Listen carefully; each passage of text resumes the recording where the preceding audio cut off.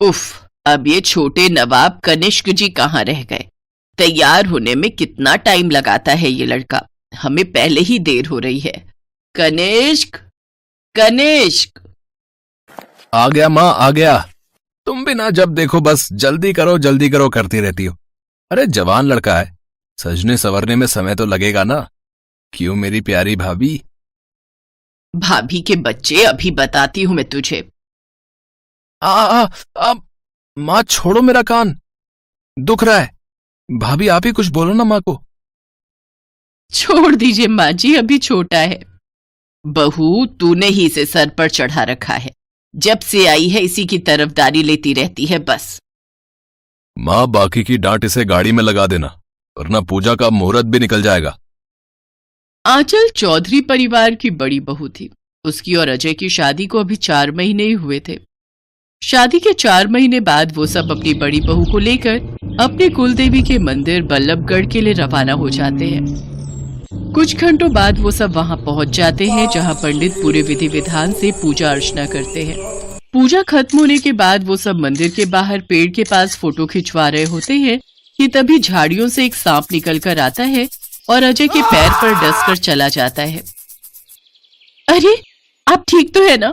जल्दी से एम्बुलेंस को फोन करो, इन्हें सांप ने काट लिया है। लेकिन वो कुछ कर पाते उससे पहले ही अजय के शरीर में जहर फैलने से उसकी मौत हो जाती है। अपने पति की मौत का सदमा आंचल को इस कदर लग चुका था कि उसे ना तो खाने पीने का होश था और ना ही अपनी कोई सुध। भाभी अगर आप कुछ भी नहीं खाओगी तो ऐसे तो आप बीमार हो जाओगी। ऐसी जिंदगी जीकर भी क्या फायदा कनिष्क, जिसमें तुम्हारे भैया ही ना हो। ऐसा मत कहो भाभी, अगर आपको कुछ हो गया तो मुझे माँ की डांट से कौन बचाएगा? और अगर आप कुछ नहीं खाओगी तो फिर मैं भी नहीं खाऊंगा। ये सुनकर आंचल खाने के लिए हाँ कर देती है। फिर वो कनिष्क को अपने हाथों से खाना खिलाती है। कनिष्क भी उसे अपने हाथों से खाना खिलाता है। कुछ ही देर में आंचल की आंखें आंसुओं से भर जाती हैं और वो फूट फूट कर रोने लगती है। कनिष्क उसे संभालते हुए अपने सीने से लगा लेता है। अपनी भाभी की ऐसी हालत देख अब हर रोज कनिष्क उसकी देखभाल करने लगा। वो दोनों साथ में खाना खाते, हंसते, बातें करते। समय के साथ अब आंचल भी अजय को भूलने लगी और कनिष्क की तरफ आकर्षित होने लगी। एक रोज, ये देखो भाभी, मैं आपके लिए क्या लाया हूं, आपकी favourite fruit and nut chocolate. Kanishk, तुम तो अपने भैया से भी ज्यादा मेरा ख्याल रखते हो। काश कि मेरी शादी तुमसे हुई होती। अब ये आप क्या कह रही हो? मैं जानती हूँ तुम भी मुझे पसंद करते हो, इसीलिए तो मेरा इतना ख्याल रखते हो। अब हाँ, मुझे आपसे प्यार हो गया है। आई लव यू भाभी। दोनों एक दूसरे के गले लग जाते हैं और अपने रिश्तों की सारी मर्यादा भूलकर वो दोनों एक दूसरे में ही खो जाते हैं और कुछ दिनों बाद अपने परिवार से छुपकर शादी भी कर लेते हैं। फिर कुछ समय बाद कनिष्क को शहर से एक नौकरी का ऑफर आता है। वो शहर जाने की तैयारी करता है। उसकी माँ सुषमा भी उसके साथ शहर जाने के लिए तैयार हो जाती है। बहू, तू चिंता मत कर, एक बार कनिष्क वहां सेटल हो गया तो हम तुझे भी वहां बुला लेंगे। तब तक तू यहां संभाल और मैं वहां जाकर इसके रहने का इंतजाम करती हूँ। उधर कनिष्क माँ से चोरी छुपे आंचल से कहता है, भाभी मैं जल्दी ही वापस आऊंगा और आपसे शादी कर आपको अपने साथ ले जाऊंगा। तब तक आप अपना ख्याल रखना। आंचल कनिष्क से सच्चा प्यार करती थी, लेकिन कनिष्क तो उससे बस टाइम पास ही कर रहा था। शहर जाकर वो आंचल को पूरी तरह ही भूल जाता है। ऐसे ही समय गुजरता है। अब वो शहर में खुद का मकान ले लेते हैं। कुछ समय बाद कनिष्क को अपनी ही ऑफिस की लड़की से प्यार हो जाता है और उसकी माँ उन दोनों की शादी करवा देती है। उधर जब ये बात गांव में आंचल को पता चलती है तो वो झट से ट्रेन पकड़कर शहर पहुंच जाती है और शादी के मंडप में पहुंच जाती है। कनिष्क और सुरभि की शादी हो चुकी होती है। आंचल को वहां देख कनिष्क उससे पूछता है, अब भाभी आप यहां? तुम्हें शर्म नहीं आई मेरी भावनाओं के साथ खेलते हुए? पहले मुझसे प्यार के वादे किए, शादी की, संबंध बनाए और फिर शहर आकर इसके साथ शादी कर ली। ये तू क्या कह रही है बहू? मैं सच कह रही हूं माँ जी। अगर आपको मेरी बातों पर यकीन नहीं होता तो अपने बेटे से ही पूछ लीजिए। कनिष्क शर्म के मारे अपना सर नीचे झुका लेता है। सुषमा सब समझ जाती है। ऐसी क्या कमी रह गई थी मेरी परवरिश में जो तूने ऐसा काम किया? मेरे तो कुछ समझ में नहीं आ रहा। पंडित जी, अब आप ही बताइए मुझे क्या करना चाहिए। अब देखिए, सुरभि और कनिष्क ने अग्नि को साक्षी मानकर 7 फेरे लिए हैं। उसी तरह आंचल और कनिष्क ने भी अग्नि के सामने फेरे लिए हैं।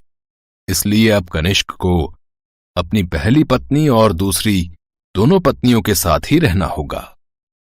ये सुनकर सभी हैरान रह जाते हैं, लेकिन सब जानते थे कि अब उनके पास कोई दूसरा चारा भी नहीं था। वहीं सुरभि और आंचल, जो कि सौतन कम देवरानी जेठानी थी, एक दूसरे से मुंह बना लेती हैं। तुम यहां क्या कर रही हो? ये कमरा मेरा और कनिष्क का है, न कि तुम्हारा। भूलो मत, कनिष्क तुमसे पहले मेरा पति है। उसकी शादी पहले मुझसे हुई थी, ना कि तुमसे। अरे काहे का पति? अपने ही देवर को फंसाकर उससे शादी करके तुम्हें शर्म ना आई?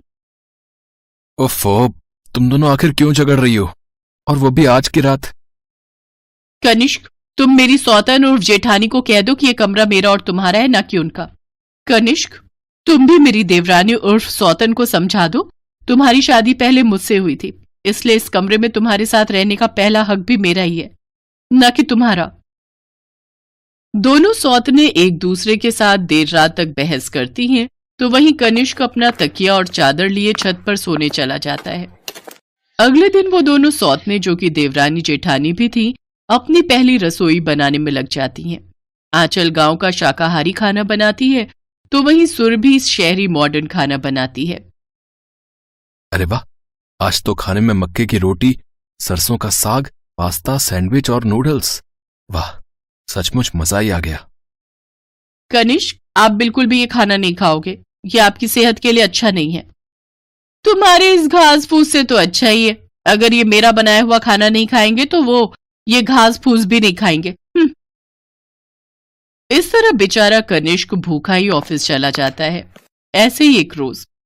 Happy birthday Kanishka. जन्मदिन बहुत बहुत मुबारक हो कनिष्क। कनिष्क डार्लिंग, आज मैंने हम दोनों के लिए मूवी टिकट्स बुक करवाई हैं। उसके बाद हम दोनों 5 स्टार होटल में डिनर के लिए जाएंगे। कनिष्क, हमें जन्मदिन के दिन मंदिर जाकर भगवान की पूजा पाठ करनी चाहिए और गरीबों में दान करना चाहिए।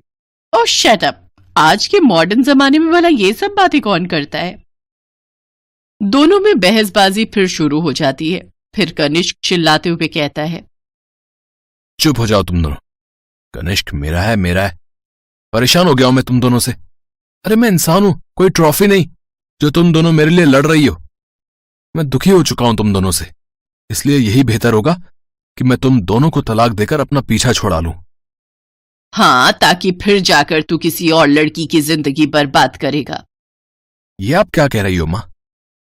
बिल्कुल ठीक कह रही हूं। इन दोनों को तलाक देने के बाद तू किसी और से शादी करेगा।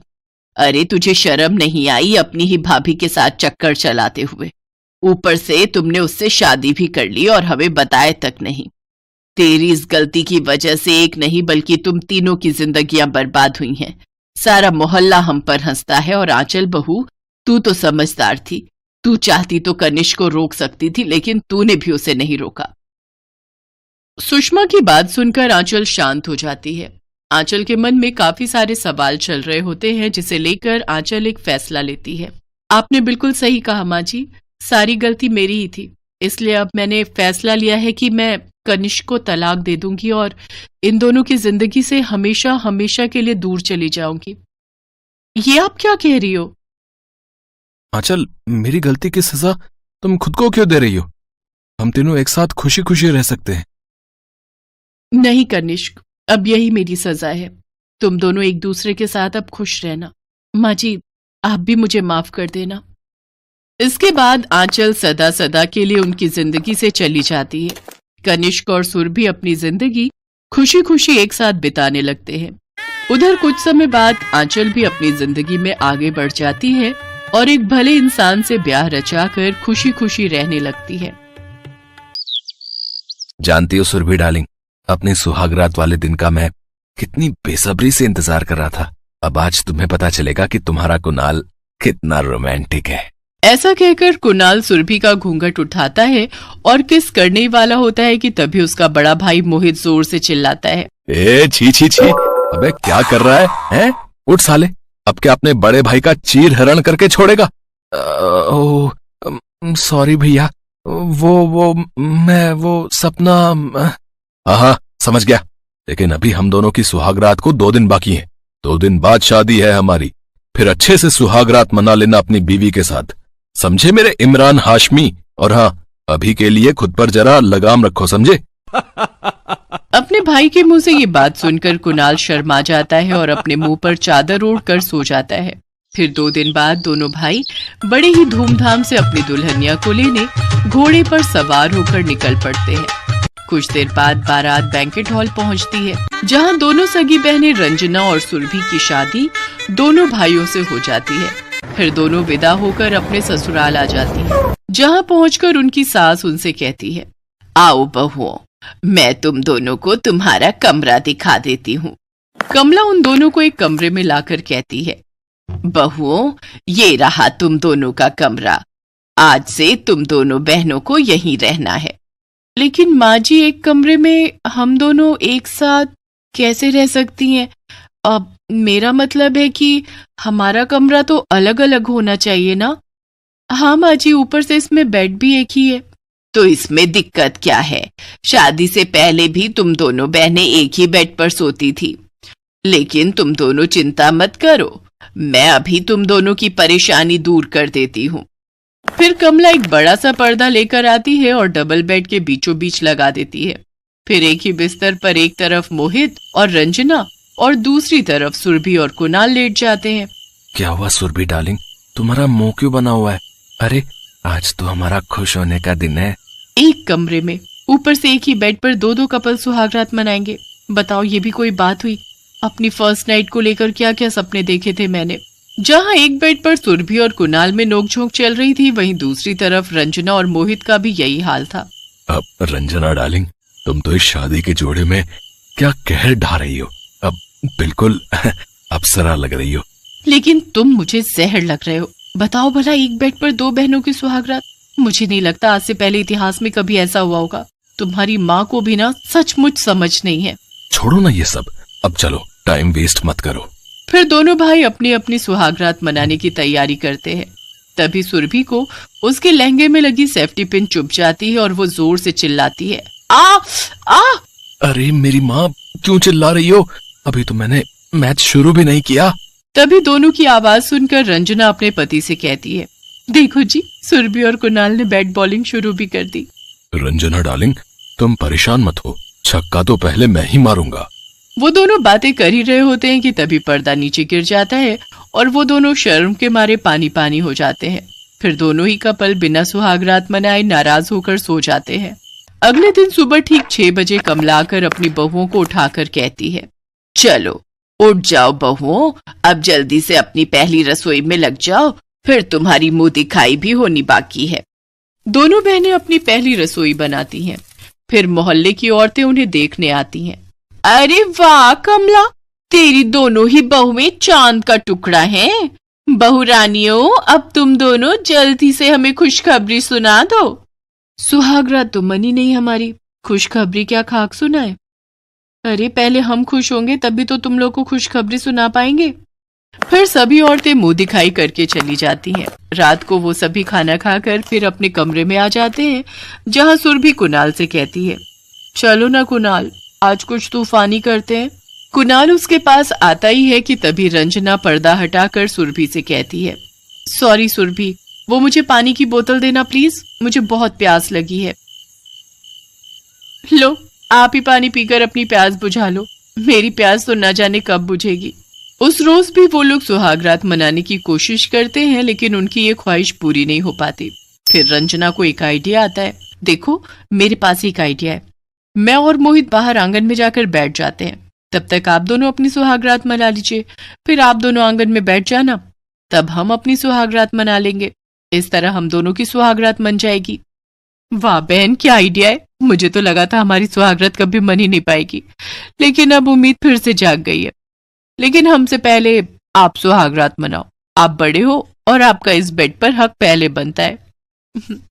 ठीक है मेरी प्यारी बहन। इसके बाद पहले रंजना और मोहित अपनी सुहागरात मनाते हैं।